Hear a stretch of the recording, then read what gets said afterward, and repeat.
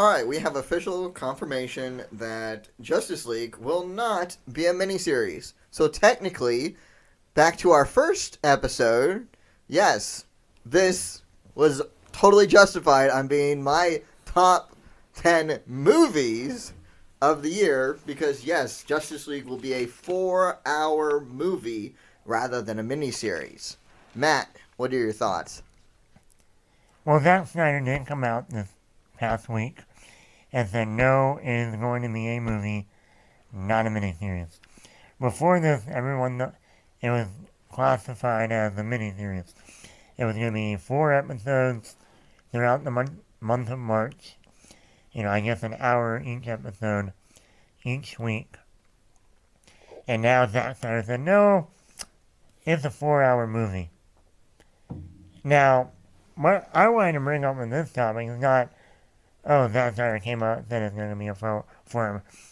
At the end of the day, we knew it was going to be a 4-hour movie. Just split up into 4 parts. Right. It's like watching Lord of the Rings. Technically, it's 3 movies. 1 movie split up into 3. Yeah. I mean, they stop at a certain point, and they continue right where the last one left off, and you literally sit home for about, 7 hours, 8 hours, and watch the entire Lord of the Rings trilogy, if you want to. Right, but there's also a difference. This is why I think I like this, because basically because miniseries and movies are also different. Yeah. Because if you're shooting a miniseries, each episode generally has its own plot inside of the larger plot. So that means that you're taking up you're taking time away from the larger plot for whatever subplot is of the episode.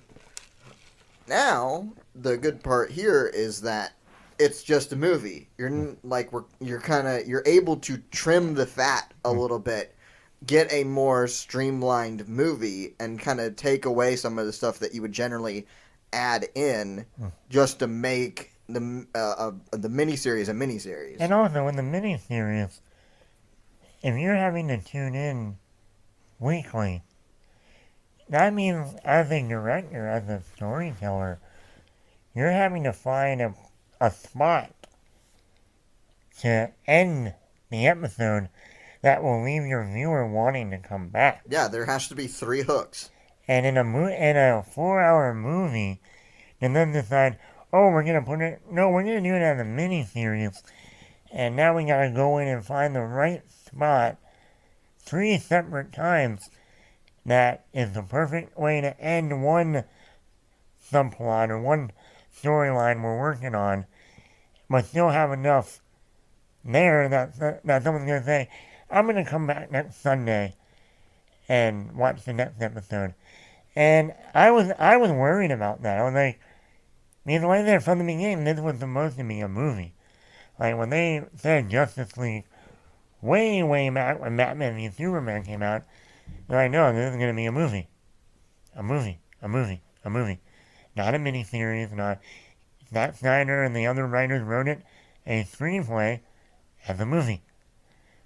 So when the news came out, it's going to be on HBO Max, it's going to be, and they're like, it's going to be a miniseries. I'm like, what? Who decided that one? It was always a movie. Now, we didn't know how long the movie was going to be, but, and then when they said it's going to be 4 hours. Now, I'm like, that's fine. I mean, the Lord of the Rings theatrical version of the third one was 3.5 hours. What's another half hour? The Irishman that came out in 2019, that was a 3.5 hour movie. So I wanted to kind of get in a little bit of a debate here of, would you rather have it as a miniseries or as a movie? Because, people are saying, I've been reading stuff online, like, I'm not going to sit for 4 hours and watch this in one sitting. But at the end of the day, we are now groomed as a society to binge watch a show. Like, well, that's on the Netflix. one thing that people have had before. I've had this conversation with some people before, and it's just saying, like, oh, it's that whole thing of just going like, oh, I don't want to watch something that's that long. I don't want to watch something that's 4 hours long. I don't want to watch something that's 3.5 hours long. But I'll sit there and watch 6 episodes, where each episode is a 1 hour episode, which is cut down from the ads about 40 minutes. So it's like, so you're doing longer. Or if you go on Netflix and where you don't have ads, where they have episodes of an hour long each, and you decide to just sit there one afternoon or one evening and binge 3 to 4 episodes, guess what? That's 3 to 4 hours. That's about the length of the movie. Now, yes, you can argue and say, well, after that episode, there's going to be a stopping point in the cliffhanger, and if I choose to get up and go do something, I can get up and do something. Rather than a movie, yeah, I can pause it, but I'm in the middle of it. There's no cliffhanger. I'm just going to randomly pause it when I need to go get up and do something, but there's no real stopping point. Yes, that is true. But once again, I say, if you're one of those people, like most people, you get into a show, and okay, I get home from work, got nothing going on the rest of the evening, I'm going to make some dinner real quick, and then I'm going to sit down, and I'm going to start this new show that came out Friday, and you get into episode 1, you're enjoying it, you say, you know what, I'm going to go right into episode 2.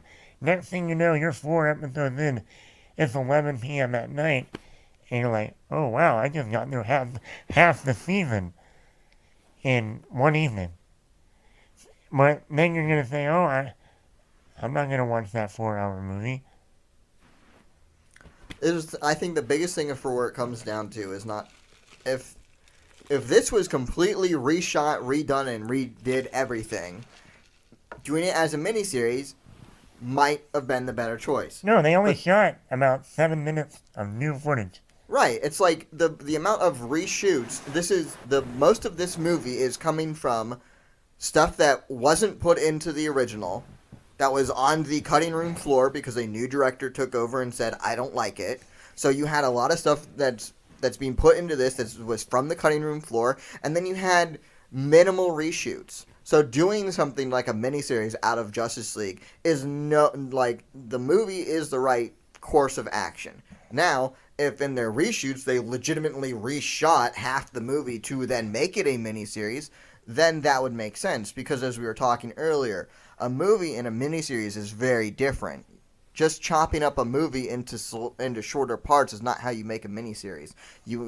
For a miniseries, each episode has their own plot line. That's the plot line of the episode and the overarching miniseries plot line. So each episode would take its own thing. So if you are having this thing, maybe the first episode of the miniseries, if you were doing Justice League the miniseries, the first episode would be formating the group. And then you formate the group 3/4 in, you immediately have something bad happen where they have to run out and go fight as a team, and then they get their butts kicked. And then you're at the end of just going like, we spent this entire thing gathering all these people together, and they still lost. Oh my god, how the heck are they going to overcome these odds now? That's how you would do like episode 1. Episode 2 would be, okay, you have the interpersonal fighting. Hey, we lost. You have Batman and Aquaman fight against each other and all that stuff. But going against the Justice League in the way that it was just Steppenwolf, it doesn't make for a miniseries. The content of what it was does not make for a miniseries. It makes for a movie. It hands down makes itself for a 4-hour movie. If you wanted to do Justice League the miniseries should be up against Lex Luthor and the Legion of Doom. Like, that's what it should be. It's like you should be fighting group against group, and that can be a miniseries because then you could go like, oh, you have whatever, these other minor characters who get sent off to do a heist or whatever, and Batman and Aquaman have to team up to beat these two people, and that's your kind of in-episode storyline of Batman and Aquaman's differences, and they're having to get together and overcome their differences to become closer and work better as a team. That's your episode storyline, while the overarching plot of the miniseries is beat the Legion of Doom. So that would make sense, but you can't do that for this because it was shot as a movie for the original Justice League, and then tragedy struck Zack Snyder, and Joss Whedon came in, and then he changed the direction of what it was. So it's basically a puzzle was started.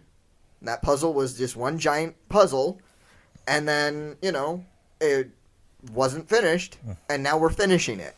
That's what this is. It's not a whole new production. That's why it's called the Snyder Cut, not the Snyder miniseries. Now, the other question I do have is when they originally came out and said we're making a Justice League movie, they did say at that point that we do have a plan for a sequel.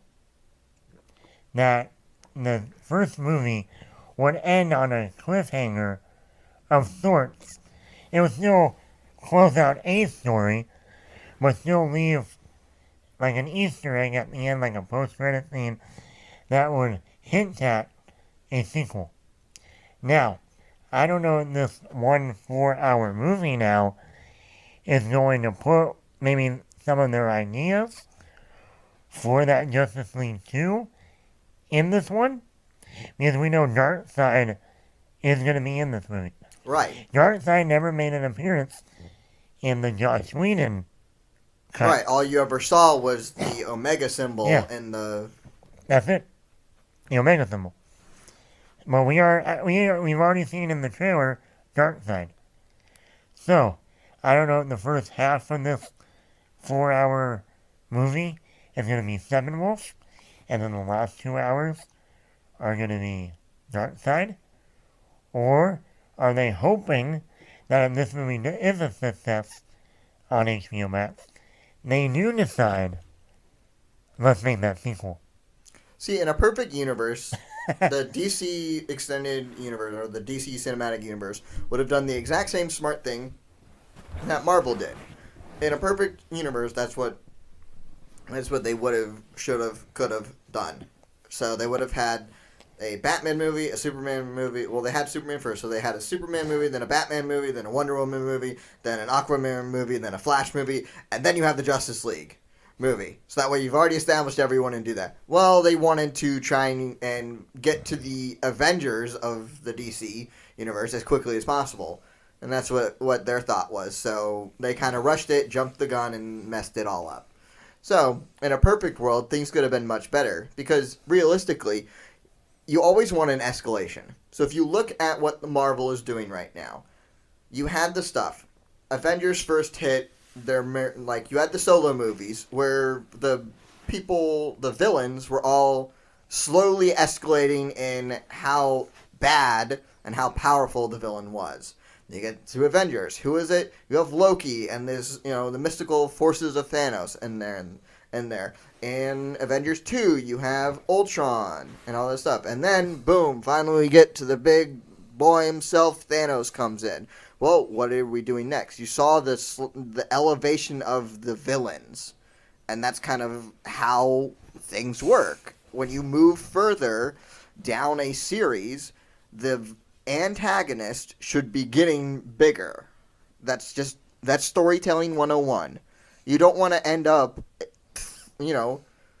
4 books in or 3 movies in to your story, and then all of a sudden your antagonist is less than the antagonist from the first one. Yeah. So going for Darkseid now kind of feels weird because now I don't know. I'll disagree on you with that one. I'll disagree on that. And here's why. If they had Darkseid in the Whedon cut, I would have said then it's too early. But now, this is a different ballgame now. And I say that because now that we're getting the Zack Snyder cut that is going to have Darkseid in it, and like I said, I don't know how big of a role Darkseid will be playing in this new movie. For all I know, he could literally be the last 10 minutes of the film. I don't know. In a 4-hour movie. And that could still be the setup for a sequel. I don't know. But the reason, if he's in there longer than even 20 minutes, 30 minutes, let's say. I will say that's okay, and here's why. Now that we have waited for the Snyder Cut, it's already been over 3 years since the Whedon Cut, and in those 3 years, we have gotten a Wonder Woman movie. We have gotten an Aquaman movie. We have gotten another Wonder Woman movie. We are going to get a Flash movie soon. But And then we'll talk about that in a second. But my point is, at least now that we've gotten a Wonder Woman, an Aquaman, more characters in their own movies, I'm okay with now saying, here's the big bad of the DC. Yeah. If you had Darkseid 3 years ago, before Aquaman, and we've only had a Man of Steel and a Batman v Superman movie, I would have been like, no, it's too early. It's way too early. Steppenwolf is fine. He's a lower level villain. That's fine. Kind of like Loki in Avengers. Like, yeah, okay, Loki, fine. You're not bringing in Thanos in Avengers 1. You're saving him. And we had more movies in the MCU. We had a Black Panther movie. We had Spider-Man. We had Captain Marvel. We had another Iron Man. A couple more Captain Americas. Hulk. Thor. Okay. But now that we're further in, we had Birds of Prey. We had Suicide Squad. Now I can say, okay. Now, does it 100% balance out? No. But it's better than, we got 2 movies in. Let's bring our number one villain in this whole universe. No. Now I can say, okay. Oh, and it might even in the movie ends where they do hint at more Darkseid, possibly. I'll say, okay. That's fine. At least that's my take. Yeah, I could see that. If the bigger thing is to where this is all somewhat a moot point is because Flashpoint. That's one of the things that they're doing with Flash, and Flashpoint is basically it's one of the reboots. Yeah, and I would. Here's my thing. I'm more okay with Darkseid at this point than I am a Flashpoint movie. Because we really haven't had a Flash movie. So why would you be doing Flashpoint as your first Flash movie? That doesn't make any sense. 2, for something so big like Flashpoint, where you're grabbing other characters from other universes, like a Michael Keaton returning, also having Ben Affleck in there. Who knows what other side characters? We could have someone else playing Wonder Woman for all we know. Linda Carter could return. They can get the Flash from back in the 70s or 80s to return. You'll get Grant Gustin from the CW to return. Which technically they teased They've already on the done. Flash Yeah. TV show. So they had Ezra Miller on there. You're doing such a big story when you haven't even had the character hasn't even had his own solo film yet. It'd be one thing if this was like the second or third Flash movie, and he said, to wrap up the Flash trilogy, we're gonna do Flashpoint now. Yeah, but I think they're going to Flashpoint for the more bigger thing, which is a reboot of everything. Yeah. So it allows them because Flashpoint is not a multiverse type of deal. It would be the Flash visiting different timelines if that's kind of how they do it, and then they would at the end they would reboot everything. So they would say like, oh, we're going back to Man of Steel, and then Man of Steel is quote unquote canon, but then everything else is not. It's kind of like and now this is the new the new base layer of what's going on, which I don't think movie audiences are ready for that. They're much more okay. When Michael Keaton was Batman, and then he stopped being Batman, and then we had a new Batman take over. It's not like it's like everyone understood, oh, this is a different Batman. Just like James Bond. Whenever, Sean Connery left, and then you had Roger Moore, Pierce Brosnan, everyone else. It's like, it's just another movie of this character, but it's not necessarily connected with everything else. So that's how people and we perceive this stuff. But that's not how comic books did that stuff. They had their characters because they didn't have someone playing the character and able to just swap that out. They had to come up with scenarios that would reboot so that way they could say, all right, now we're starting back to zero with these characters. Well, Flashpoint was a back to zero moment so that way they could say, okay, now we change everything and now, we're doing this with the character. So that's what that's for, but that's not how we as an audience consume those back to zero moments. Now, maybe in the Justice League Snyder cut we'll get more of the Flash than we did in the Whedon cut. That will maybe flesh his character out more to lean into the Flash movie. Possibly. But here's my thing that I was just thinking about. It would have been like if Marvel and Sony got Spider-Man and said for their first Spider-Man movie, we're going to do the Spider-Verse. You're going to be like, huh? Yeah, you know that Tom Holland guy you saw in Civil War? Well, his first solo movie is going to be Spider-Verse. Mm-hmm. And we're bringing in Tobey Maguire and Andrew Garfield. You're going to be like, what? We don't even know the Spider-Man yet. That's how it is right now with the Flash. Mm-hmm. We don't know this Flash. But we're going to open up the multiverse and have fun. The biggest problem with Flash as a character in its position of what they're doing in the cinematic universe of DC is that Flash would, as a character, would benefit greatly from being, okay, let's assume that we did the DC Extended Universe just like the Marvel. Equating of whose movie should have gone where. Flash should be the Thor of what it was. You had the two movies, they're not really that important, and then you have the third one that everyone, is which took over a popular storyline. So it should have been, if I may. Yeah. Man of Steel is Iron Man. A Batman film is The Incredible Hulk. Flash is Thor. And then Wonder Woman is Captain America. Yes. I mean, really. That's truly what it should have been. Because then you get it's like the big four.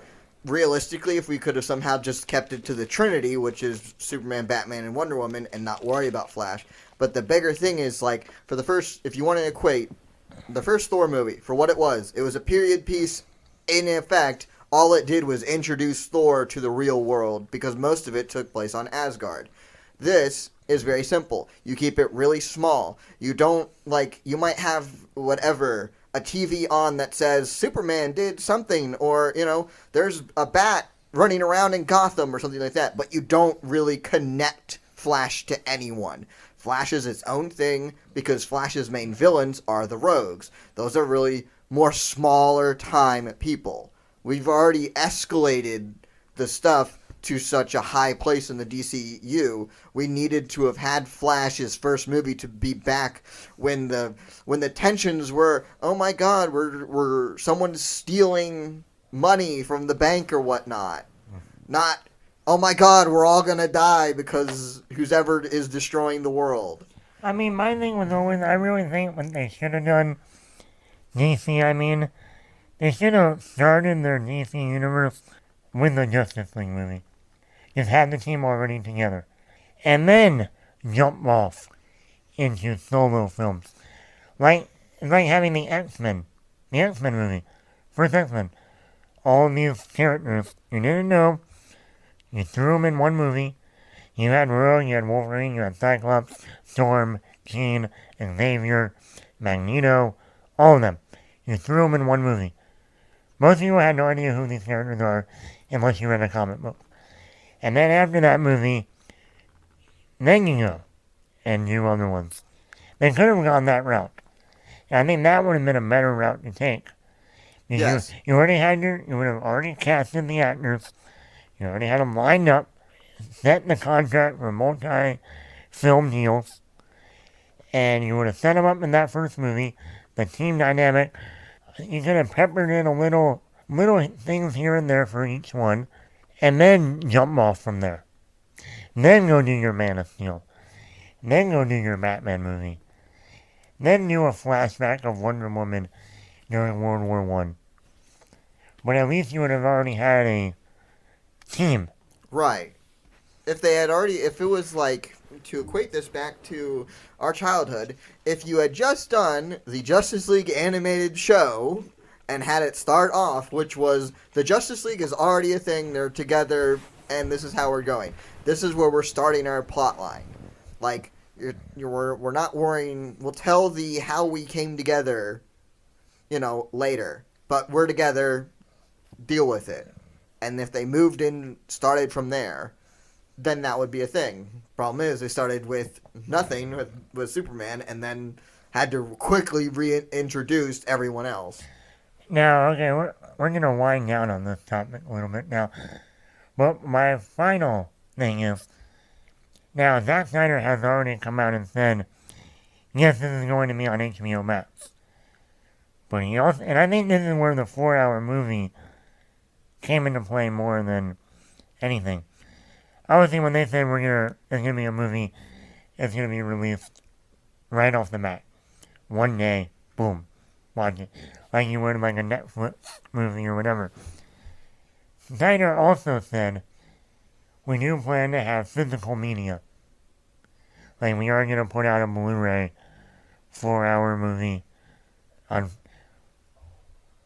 me ask you, would you? I know you're not as big as into physical media as I am. What would your be preferred? HBO Max or the physical copy? I have HBO Max because my dad has HBO Max. So I'll watch it on HBO Max. But if we didn't have HBO Max and it would be buying the Snyder Cut as a DVD or a digital download or something like that compared to, buying HBO Max, probably would have just said, I don't need to sign up for another monthly subscription and don't want to deal with that. I'll pay the $20 for the movie. Less. Yeah. That's what I'm probably going to do. I don't have HBO Max. And since I already have the physical copies of Man of Steel, Batman v Superman, I'll probably wait and get the... Eventually, in the physical media comes out that same week that it's dropped on HBO Max, I'll get the physical media and then have a weekend where I do Man of Steel, Batman v Superman, and then Snyder's Justice League. Kind of like a trilogy. And always remember to like, comment, subscribe wherever you are. The podcast is available wherever you want to get your podcast. If we are not there, let us know, and we will get there. Remember to like our Facebook page, Attack Bat Productions. Thanks for listening, everyone.